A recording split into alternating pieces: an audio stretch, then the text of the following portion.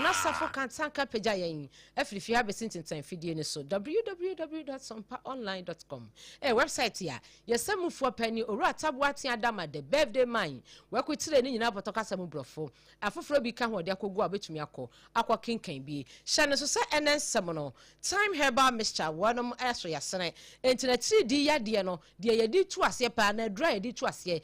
time time aya no wapebi na aboawo afei gasem eno na ye the nations builder eno na aboawo amawudan ya wusie ade bia wo hia cement no gasam cement ene ye kanfo ade ama wono na aboye chiri donkufu na na time ne kasafo ni nyina eka ho kasa natural mineral water nso ensuo ni mu ede abusua ya no wapebi na wanonom na etumi aboawo na afei Hajia special local foods eno so opeduane papa edi ti said de wudidi fia wonom akache bepem de wo nsem nyina ebesom na ene awiei ensem a yedidi wontua no de obeti bi ene say Ghana man pani his excellency Yewra John Dramani Mahama de atudwa achire mu se ekwan ya Ghana fango ho nsem ebetumi akoyie na nkoye se Middle East de esi wonti fango bo ekwa akoye den no woti committee ye no wo ekwa kwatena se na wo ede ne mapa egu akwan mu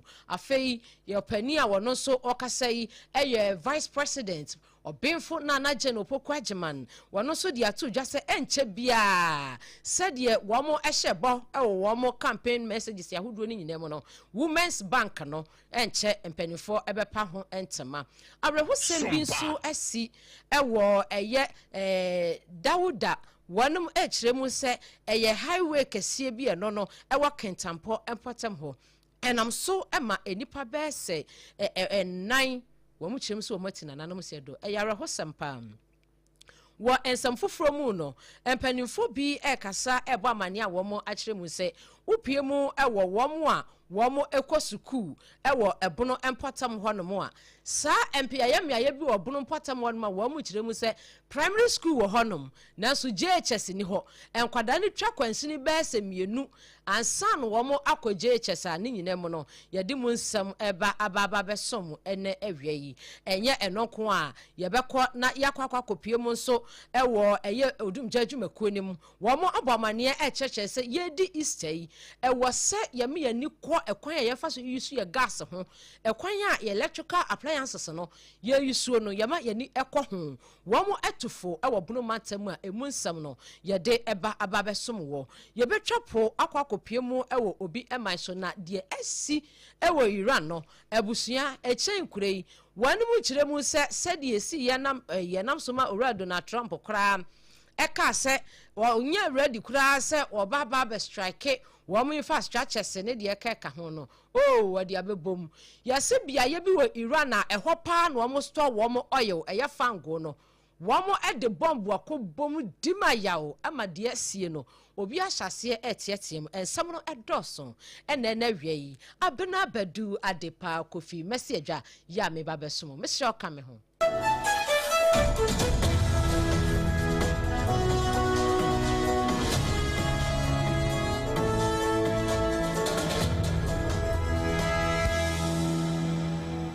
Ebusia yadase ye free samono ase ede amount ye frase free ye mampanini na kache Ghana mampani his excellency Yewra John Dramani Mahama sremu se jata Mr. Bebiu ena wakasei ewa bra wanom ede eye business forum ehhehye so na eda na etoso mi na chese day 2 no ena ogina simpie ene apaso ena wo ka kire Ghana dihye nyina ase de esie ewa Middle East no ye nam so emene kuramani efiri ho ba na chese ni enyan ese bia ya Iran wo mo ekura wo mo oil kura no yo mo akobombi ni nyina eye USA ene Israel fui na Ghana mampani his excellency a church nsemu se ekamia yese yeyam hyehye yedododo so man entinu wohwemu a yese de yeyam hyehye ye no opese wo ka kire Ghana fo nyina se yenya akoma emfanto yeyam esa se wone na ban no ni panifo ogusu a wo mo de ne mapegu akwamu na enche woti committee bi amowanum atenase na womo ahwehwe mu ekwan a ye bafa so ama ye fango ho nsam no bibia betumi akoye na ebia ne bo nkoye den dododo ewo mayim wabra na okasa ewo kwa business forum ase no ye so mpa kase ade hye atwe bi esom yen ninsam no eni. I can confidently tell you that the economy is not going to crash because of the war. I've called for an emergency cabinet meeting to decide some measures we can take to cushion the petroleum price while we expect that the war comes to an end. There are some tweaking we can do in terms of levies and margins and other things in order to maintain stable price while we pray that the war comes to an end. Ghana Mapeni His Excellency Era John Dramani Mahama Manaso Hwa Wakoswa Esrei Ashenkafo Enkabomukuo Aya Transport Unions no Ese Wamo Empre Wanam Ho Enkoye Sefango Apeja no Humne so kakrenti ya kotototo Ashenkadie Ebum na no amikuo school amebei na driver ni se ufri Aya Atomic Junction Eko UPS we catch up so beji 7 city so driver day was ya dem ame wonti die Middle East ni ana we enti the Ghana man penny say mamon prem ho entutu buom munya abotre na ne nyina mu no wabo wo mo abaso said yes kura no wo mo anya abotre kakra wo mo kwaso anya enkosi awieye. I want to express my sincere gratitude to the transport unions, for being very patient with us. All of us didn't expect this was coming. They have held on with increasing fares, and I'm sure that they will continue to hold on with any fare increases while we all see how we can make things better. Said Yabaya Bibia betumi akoyie enunti ena wote cabinet mo akwakwatenase na womo edin hwehwemu mapade ebeboa me no eno entia yet wansam no eso vice president edema Ghana na General Poku Ajimai professor wakasa ewa bra wode ensrahye ekopie mo ewo ohene ya wono owo anlo Togbe shiri ya wotoso emiensa ni nyina efa ahoboaboa empanifo boaboa wo ho na novikokbi za festival no empanifo ede ehhehye so nti framantamu asem na meken na ebre wokoye no ene odi atodwa kire mu se wo mo hye bi ndc amanyoko se wo mo ebesi Women's Bank ede ama Ghana ma ebeje besia benye sika dia cheche wanum ahyemu wase bibia agugwa kwamu a enche wanu be pasa adwumadi no ho entema has to do with financial resources to get the businesses of women good. I want to assure you that we made a lot of progress in establishing the Women's Development Bank.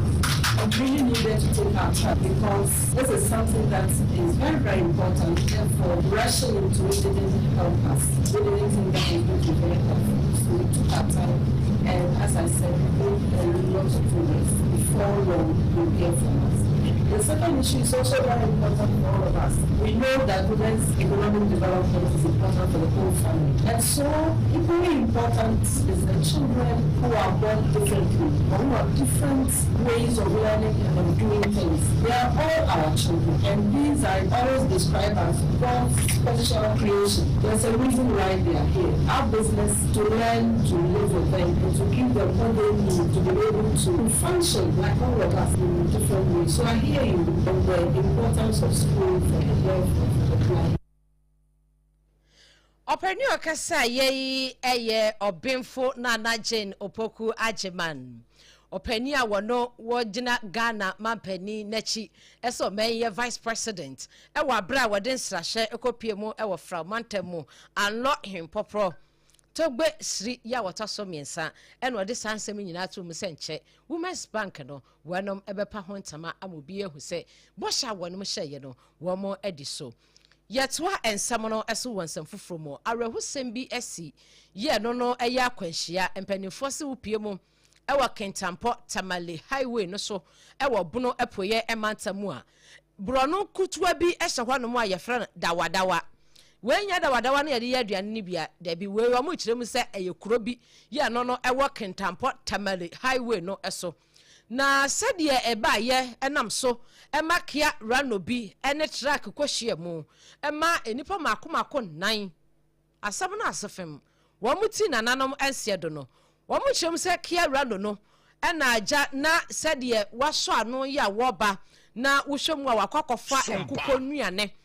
na sadie uminika tenten wo mu nti wana sprinter boss bi anu ono so ekura apasinyafo ena ekohia yi ebra odumja adwumako mechre Ghana National Fire Service womo a womo ewo bono epoye matamu ekopie ho anopa ebra na nonsia apa ho minute no aduonum enum na womo ekoye kohu se na enipa bese nwotwe na womo eprepra na mu aden animu no a womo kiremu se womo pagya womo kopie mu ewa ya sabia ya kwakosho ma yade na so anu akiri no ya womo guso womo yi na womo se enipa nan de womo omaye gone too soon na chese womo tina nanom se do dada afei womo yi womo ka ho akiri ewa ka na chi no womo se na ebi nso apira na mu adi se womo mo apira ni nyina no womo edodo eye 14 na chese edu enan odum jejumeko no abo amane a kire mu sa sabram no kasa de womo a womo je ayahye no ewo kentampo eye abaya asabia ya womo hwere womo ewo emergency unit honom na nipa 14 ne de womo kire mu sa doctorfo ne nurse gina won so a yehye aboa womo ama se nyankopon be ya adom a womo nkwa asanso ekura wonom ebio abusuya hya no so se hutie premtobre kase ewa sompa wa ha ni nsia achipo enum kasa fidie so yetwa ensam no eso ewo ensam foforo mu ede amawo ye ginamu ewo ebono empotamo na opani a wakasa eye Owura Solomon yabua upiemu ewo school management committee ye no ewo ebono empotamo a owura yi school no ewo esikesu number 1 RC primary school no wono ene eye pani a wono watu school no ano wode atodwa kire mu se sa school no a eno no wo esikesu no eye primary school nko a na esan se ye primary school nti e wose mofra no so etimi kɔ ekɔ JHS yibie na wo mo etimi abekɔ SHS no mo abekɔ university ahodo na so no wo mo bompanimfo bi abo asenka womo ebenya senior junior high school ewa sikesu nso enfon enuti womo ni yensem training kwaku mesa brampa akasa said ye beya mpanifo betimi ate afa sompa so ni abeya womo emwa obasa aban the mo school ya with team of any free P1 up to P6 no mo free ha no mo ko Jesus it time bi ama school no mo nkwa no ewo fam ti obasa aban se nka obekura school ya ko ma ye Jesus enka ye school no na nka ye school no timi na mofra ya titi omo no said ye beye betumi aboa ama emofra no so ngumasu ya wonu mu esua no etumi akonkan na womatimi akọ womo anim ewa abrabom ebra Owura Solomon yabua ekasa wiye ye no etwi no Reverend Father Boama ya wono so St Dominic Xavier Parish ye no ewo doma ahinkuro ewo no so edi ne nkoi wono so de nsam kakra eto aso sei na chechefo abo homodem pa ye headmistress wa ene teachers ni na abo homodem watete nkwa be bi na so watete nkwa no a fu eye nkwabi mu na eye we teachers for no a na disi yai ko eye MA eye municipal assembly school no ti ama school no na chechefo abo homodem pa ye headmistress wa ene a churchfo ne de Reverend Father Boama Felix se wo mo de pa enso na kama se primary school pe ene no ewo ebono empotamo esikesu doma hinkuro entini se hu akohia esimpanifo betimi aye bibi dia ma esikesu ade hye de a eye JHS ena wo mo ehia wasikesu na mofra na twakwan sa wo ma me motompa bo aye ni na atuo nyina awe na to abobo ntokuro ha adwen wo mutimi twete na chese mfifirete wo mo sanse wo mutwa kwansini papa ansa na wo makwaje ntete ya Reverend Father Boama Felix ya wo no upiemo ewo the doma hinkuro ya Dominic Xavier Parish wono ena ehwe honom ya woni yensem training kwaku mesa abrampa ekasa yeyi yatwa nsamono eso na yakoyenem ewo nsamfoforo mu ebono epoye ematam eho ene adewu egina na odum jadwumeko eno no ewo afa ho wo mo ayentete yesromsronkon ede ama adehye a wonu afa ho afei Ghana adehye nyina wonu so wo mu etufo na opani a wakasai eye mame na womi adobia wadi atodwe kire mu se obi ohwa no ase eja etwa baabi se bi ebeto dwom anabeto ne fie anabeto asode obehu an se wo frɛ radio station ana wo frɛ TV station ada yi a eja to ebi a do market ma no susu na so eja to bia ye bi enti no monya announcement na odum jadwumako emra no medum no mame na wo mi abo amane a kire mu se sa wɔn no enya baabi asa bia wɔn te office kwaso wɔn nya hwee na wɔn tie radio wɔsi daabi enti no de ɛbɛboa paa ma sɛ ogya to baabi wɔn betimi abɛduru ntam na wɔn abɛdum ne ntam no na wanwan ɛna wɔsɛ ɔfrɛ odum gya adwumako wɔn mu kyerem sɛ wɔn ma no ne nsɛm ni December ko hia me pa de bia me ka ho asɛm ne sɛ wo hɔ na baabi hyia na ntu me ka sɛ ɛyɛ radio station na wo kɔfrɛ na wo mo ayɛ announcement ama fire for ati ɛsan sɛ radio station na wo gyi ho di na hɔ na wo frɛ no e bia yɛn so yɛ adwuma no obi afa ne radio nto hɔ enti yɛnim sɛ radio bi na so sɛ baabi ahye enti wo ti sɛ baabi wo hɔ na baabi hyia baabi ɛsɛ sɛ wo frɛ ɛyɛ fire service. 112 no ana 192 ni de SSC ebi nyina wo wadwe no se baby she pedican friend and sana obefre radio stations no omo boa yen omo ye djuma boy then so we dey kan ko friend no ya announcement na fire station ho obi en fa radio nto a ye be ye den ya tse omo e frɛ ye nti mo hye ne so enunum ka ho ena ma ɛno no ka ho ana yama sɛ egya ɛtɔ baabi a ansa na wɔn ba beduru no na eniema aka akyi ɛde ama wɔnom enti no maame ɔkasa yɛ ɛyɛ ACFO1 na womi ofori adobia upie mu ɛwɔ ɛbono ɛne ne mpɔtam tɛkyima na fa hɔ no mu a ɔyɛ pani a wɔno wɔka ho ɛwɔ dum dwadwumakuo no mu ɛne ɔkasa yɛ ɔkasa yɛ no ɛno akyi no ADO1 set twum ɔtwe tɛkyima municipal fire operations wɔno ɛna tua no wɔno so ɛne yɛnsɛm twɛni kwaku mɛsa brompa ɛkasa yɛ awubi sei dress mu wana fi mo fe ntem na meboa mu ya basi atamsa enam kwa so kono na ka bia si wani motokin especially prague out chima asi adwe yi pa nti me stress what ya ben sarin pa ne nam kwa so ba e obi mu na ho den a kire na yekoyi na fisa ha no mu te stress drivers am nam kwa so no e am nya kwan mu den e mai e obra mbete se sarin ene abensi so den yeko e yi no mo tsa ben no pa obi na ho den a kire no ye ba tan so ba no wo ye bebo mu ye be mu se me se mo me fa ya ni me soja wo fi ho one was Jano, and I remember Boa made a dream. Into so be what until the Boa by 1 year, no son of fire for your bad. If Boa made a word do Jano, and how out only the boy the officer. The best says about me to Basse May. The winning dear who do I see upon my tea. I'm a new Quafasua, just say be an ultimasano. To be boosting. Entino enua ena penny akain. While mu ye odum judgment Kwofie, one omudumja. Enti no se ebi eja abeto baabi ni abefrɛ wonom na womo abeba ni abepai womo abo na yetwatwa womo host mu aya emwa enti no afutuo na womo de magana de hye nyina se eja eto baabi na mobehia womo amwo sanse monko mo ntimi num ne da ebe wiase na escalate nso ebia na nya nko awodan na ekwa akohye na ofoforo bi de ekwa akohye de account ya na ya frɛ wonom ntem 192 na womo etumi aba yensra bemu ntem na womo aba beboa yen ema bibia etumi akoso yie ewa fa hɔ no mu a yensem twani kwaku mesa brompanso de sansemi esom yen yanto asoi ewo ensem foforo mu emfa ema o opani a wakasai Reverend Samuel Kobena Afazi were chairman edema Christ Healing Power Church Ghana opani etufo akacha Ghana de hye nyina se wo hwemu a bibi asori ewo mayi mu a anhwe yi a wa hwe ye kura wa no betimi apa na say die na nam kura se die o mampani kura ye hu ba bia ne stand we ni nyina fa LGBTQI+ hu sensemi eno ana Reverend Samuel Kobena Afazi akyeremu say Nyankopon bo yen no obo ba odika bo bema eno obo ba wo hu se bema no nkwa wotimi ntina eno obo ba no de ne ka wo ho ena waka kyerɛ bema se bema ho kwan edo ba ho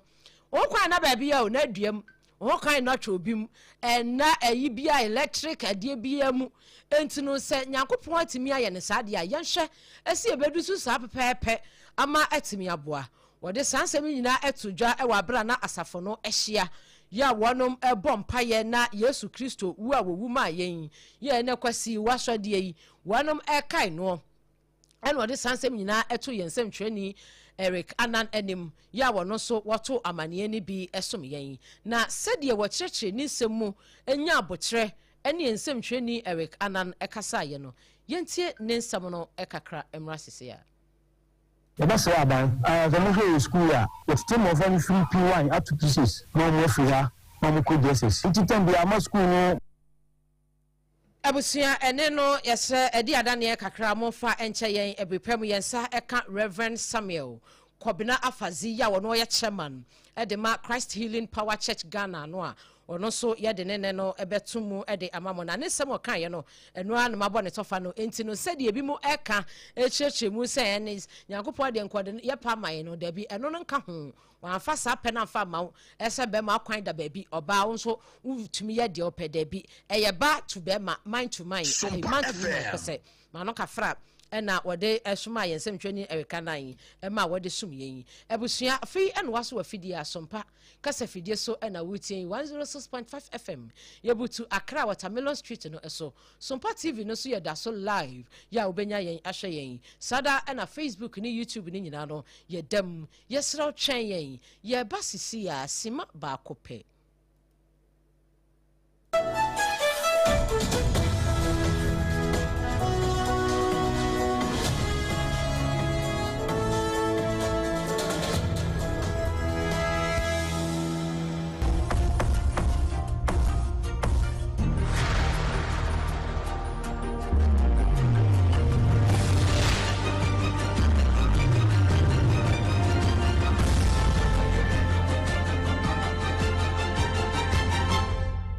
TV Emma Aketiapa Ebusia Sompa Emma Aketiapa ye kwakowie kase no ewo bi myself na sedie amania no efri Iran eba no emu enye de kra anopai wo ye no sia bremu ekase no ye bebo wa mania kire mu se owura Donald Trump wakeka no ho enya asem ketwa na Iran fo nso de omo so omo ndihwio na wo mo akobombe universities mienu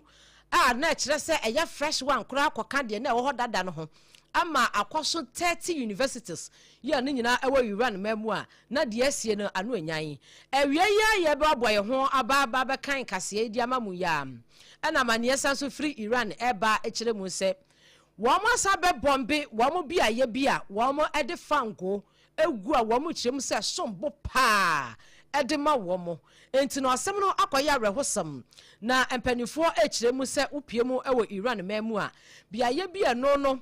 wamo store wamo efango ye no serve countries Ghana kraka ho ene miaye pi no ano eho ene US fo ne Israel fo yi wamo abebombe wamo kiremu se enipa be senum kra ena sa yone no enam so ema wamo eti eye nananom ense do a afoforo ni bi nso eprepra emu eden ajapade pi na sanso wa afa ho no mo a womu kire mu se asesei na empani se sa oil eye place ya yakọ blasti ena afi chemical plant bi no so won patam won mu a ye kire mu se womu abraste no womu kire mu se ede how kese ebetumi aba amaman ya womu depend ewo Iran so eje fango entini se nya ya man na u depend wo Iran so je fango dia na kire se wagina yie na watimi aboabo ho ye na de eba no de anu adene ye no so ye dane chedi asomwo na wasansensam na mu no Iran any US any Israel sensam anti ya kanufo Middle East de ye ana hufo wopani a wonom woye Director General Edema World Health Organization ye twanitia efre ne hu Tedros Adhanom Jibril Yesu wanum kire mu se de esisie no wamu nyina enya wamu anigye enti no owura Tedros wakasa kire mu se ehu behia pa de a enka amaman ya wamu nyina join ni United Nations no enka wamu nyina enyentem na wamu enyi nkomo yie se de be ya nka dwebre betimi aba ama Middle East so bibia tumi akoso esan se we wuntimi nka se bia mai ba ku bi na be sofa obi abetimi asofa bi esan se de ekeka kwane de se ida se Donald Trump be pachew na waka se me omi ana me yese nka me ni Iran me ni mu be dia kosi se mo be sarenda enti no se ebia ma anya de ebia me twekire na se wano so yese wan twetche na Iran fo anso so wo mu twetche yi de ahwe yi betumi akwa na de yempese besie no ababesi enunti no Owura Tedros you no oye director general edema eye World Health Organization who Dr. Kennedy ho Dr. Tedros ono so ede ababa betumu wo de sansemi etudwa ewo ne X no eso na yada ne akire origina ye ede asomwo ewi abusuan we so ene yegina ama promtobrakase a yade so mu free Sompa 106.5 FM Accra so ema wo hye yen ewo Sompa TV no so no yemuni kom se pen afei no waso wafidi ansemo a yade so mu no na ebi ene sei Ghana man Penny Excellency Yewra John Dramani Mahama se woni mpanimfo etena se na cabinet eye meeting womo edi nkomo afọmanye fango ho nsem se de be ya fango no ne bonko ye den dododo emia nkwoto ne be se 18 cd eni de ka ho ni nyina mu nsem no odi tujwa ewo kwa business forum aside 2 no na okasa ye Ghana man Penny abedi ya kire obenfo na na je no poku ageman wono so ekosira togbe siri ya wotoso miensa from Mantamu na wadi atujwa kire mu se bosha wo mo hye efa Women's Development Bank hono enche bia ye bepa ho entema aba bia etumi akoye ewo afa ho no no so ye de mu nsem esommo na arahosem bi esi awodawadawa ya dawadawa no ewo kentampo tamari highway no so krokitwa bi ye hye ho arahosem esi ye ne se sprinter bus bi ene Kia Rhino ekohyiae ema enipa 9 ayara hosam otina nanom sedo ema nipa edunan wo mo eprepra mu adin odum jadwuma kokopiem ho no wo ma chem se wo mo eprepra ne de wo mo eja ya hye e wo kentampo aya sabia de dane sa ensem no so echi ade ema mo odum jadwuma ko ni fe no no ewo eye ebono emantem mo tachiman wo mo asre adehye se wo mo mudum jawo entinseja eto baabi no wo ba ne bepa wo mo abo ye betwa wonom etai ye betwa wo mo nsuo aya na wo mo eho kire wo mo na seja to baabi a wo mo na wase ye frɛ wo mo 192 eno na wase ye frɛ ye frɛ radio station ye frɛ TV station we eye odum jadwuma ko ne fe no no e watachiman wo mo na de adesede akwa magana adehye nyina ye nsem twani kwaku mesa abrampanso e de esom ye kopie mu e wo bi e man so Iran wo mo kire mu se bia ye wo mo e de omo oil egu wo mo chemical plant kese bia no no e wo bia ye bi no oh Owura Donald Trump ni Israel no ama blast no kra ama sabre enipa besensia ena o mchem so wo mafasa ayoso eti na nanom se do akoyare hosam Dr. Tedros nso Director General Edema Hu wono so kasa chem se de esisi wo Middle East no enye obi adeu na enka enei asomdua ba enka obi ape ya ebetumi aboa ama bibia akonanim yi a wode sansemi etutwa e woni X account so a ya dane akire ede asomwi ebusua asedane nyina enko enfama Gasam the nation's builder o cement papa e de esi udan e ma udan no atiapo ese wotepa e Gasam super strong waterproof cement Gasam super strong waterproof cement eno ne yakanfo e de amawo entini dwumadie bi a pese wo de cement di no me pa cho ko dwa so e Gasam the nation builder kono kopa bi na emwa wo kasa natural mineral water o kasa sei e ma amena se wo a eno ni nsu a ebeboa wo ama omena se no aye from ensuo ni mu ade ensuo no emu ade ebra na Mary ene madarin wo mo ekwa kohwese Yesu ne hote sei na akoma akwa foreign wo no wo mo kwa ya na bofo na gini eboa no afiri emuna no mu kuta nsuo ane eye kasa natural mineral water ena na ekura wo mo kwa ya na kana Yesu da ho nko a na ka 3 days won so de ya enko be ma ne bianom ya gidi yes enko mo ma ne bi nso no mu yanka ebi anko be so le nsa se nsuo na ye kasa na tesa kasa de ma Yesu so mo kwa no na Yesu na nsa na sore asom wa sore ema nei ye di nka ye ebusua uye ye birthday party sensore dwumade bia e kasa na twame no water mo to nsuo no mo mpa bi wate na nsuo ni mu ede unya typhoid bi amfiri akire nsuo ni bi wa ma doctor fa ka cho se mo no ma munya typhoid enso mo da so amonom mo ntu ni nyina nwu mo nkoto kasa na ebeboa mo wo pe bi etu a freme 0206 469 430 ana 0303 965 780 ewo Accra ha sei back hospital na no e water ifa no e ho e na be kasa natural mineral water hajia special local food ebusuan wo peduane adi e ma aduane no wo se wadidi ti se fie eye hajia special local food to safi wo pe eye banku ni tilapia banku ni nkuruma wo pe fufuo light soup anase fufuo ni wurabura nkwan e mo no osi asort ni nyina bi e ho eye hajia local special food ene e kan for di amawo wo betimi akona kache wo betimi so afre ye delivery e ko ba bia wo pie mo e wo eye tai dome e kwantempo yi so akosimo e wo ba bia ya faka ya atomic ya wo behu se transition funeral home e wo ho omo pen ne pe eye hajia wodi agimai na fre hajia ne fre duane ne bi enso dwumadie bia se buffet so ne meyema wa e ba be yama 0246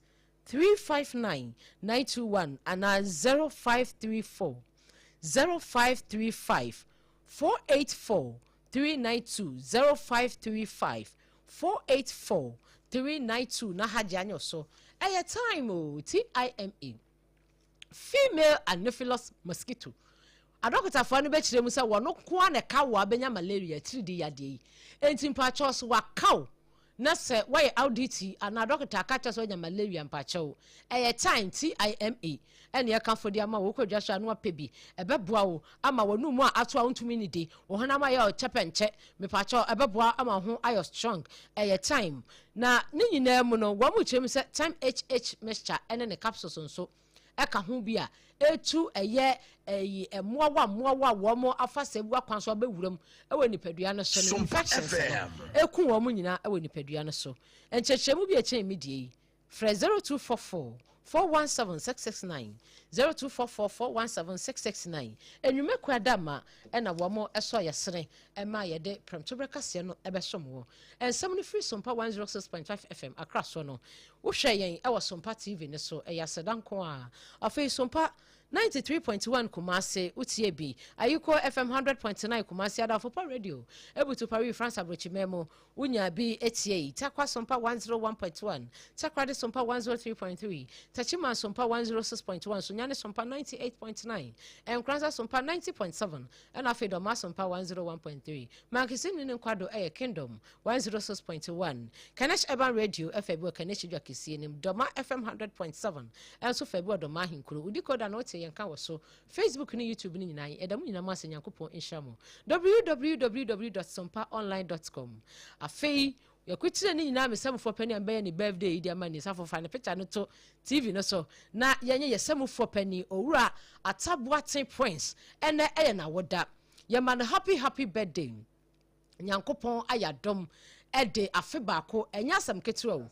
afe enche ba kra na picture ni hu ho afe enche ba enti no se ene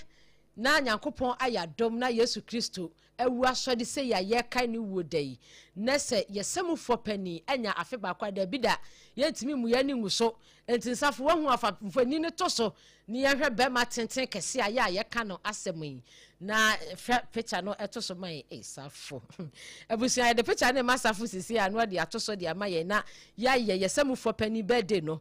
de amano sisi ya happy birthday enko enfa emano enti no oru Atabuaten no na wodi na woda no ye man happy birthday papa nya asam ketwa wono na de bia sa wote kase emu ede wote kase a utimu se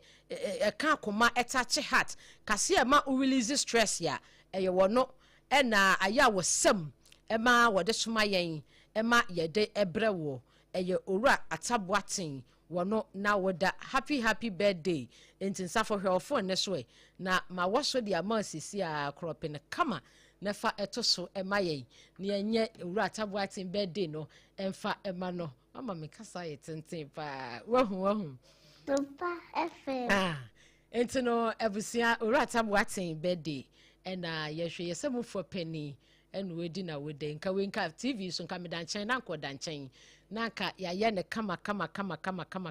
di amano sade waboni suit ni mo no na white nso ina ne hyase no oh we ya de watutu kente agumu ya asafo wa ya de dodo entina busu ye semufo pani oru Atabuaten adama wana da Facebook yi any TV so yi ena ye na woda happy birthday nyankopon enhirawo wanyo kese omo sika bebre na omo nimde na kase ya de bia wosam ede som yen ma yeso ya de be som eyetiefo no kase no entimi enko extra mile nyakopo enhirawo na omo sika bebre happy birthday Owura Prince Atabuaten news editor Sompa FM and Wada TV no S1 no wasresa wonu hia na no wasre entini ye ma no awoda papa happy birthday say God richly bless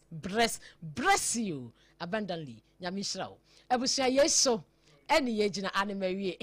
yeso na yegina na yadamu nyina mu ase ama momo enitie ene hwa de hye se mo kan ye ho e ma ye nyina ye di birthday ye se mo for pani birthday no mani ji ajama no nya asam keto a ene jiro de mpie Abena Badu Adepa Kwofie enam je bre ne adaje a me ba bi kase e de so mo badase akra